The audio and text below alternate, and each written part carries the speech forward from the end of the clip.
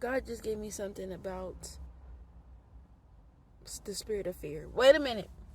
So this is what happened. I just want to share it with y'all. I'm just going to start sharing everything with y'all. Because what happened was, I kept saying in my spirit, God doesn't give us the spirit of fear, but the power of love and a sound mind.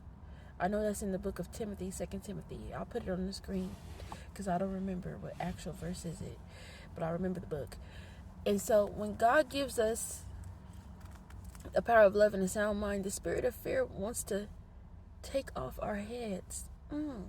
So I did a video like this already where I said the enemy wants to take off your head, okay?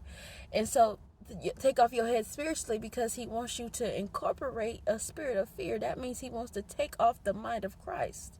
He wants to take off your head. God is the head of the church, right? God is the head. He's the head over us. Like literally. Like I know it spiritually is that way, but literally our head is God. Like, you know, like God made us in his image. Amen. And so your head symbolizes your mind and how you should think and how important your thoughts are, and your mind and the obedience, hold every thought captive to the obedience of Christ. All that stems from your mind, right? So if our heads are decapitated, I'm not trying to say that anybody's head is going to be cut off, but if it was, that would be the end of it. Our brain and our thinking, right? Okay, so spiritually, just follow me here because I know it could be a little disturbing, but just follow what I'm saying. If we are spiritually cut off from God, that means we are spiritually taking off our minds and allowing the enemy to cut us off, off our heads, and not allowing us to access God, not allowing us to access the very thing that God says. That means we are operating out of the spirit of fear because we are taking on a cloak that ain't ours.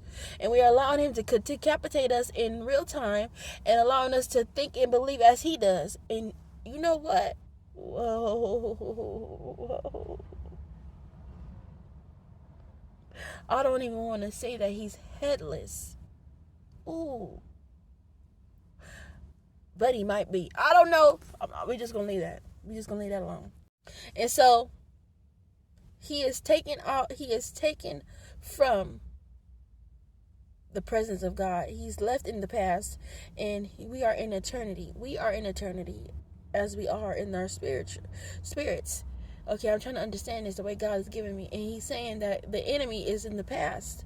So what he does is try to keep us in fear, try to keep us in the past.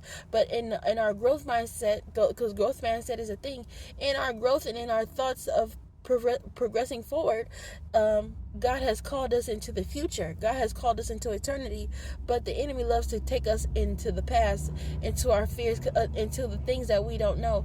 But sometimes there is fear of the unknown, but God says he doesn't give us the spirit of fear, but the power of love and a sound mind. So he gives us the power to progress forward. Amen. I don't know. That's just what I had, and I'm going to stop there because that's all I got.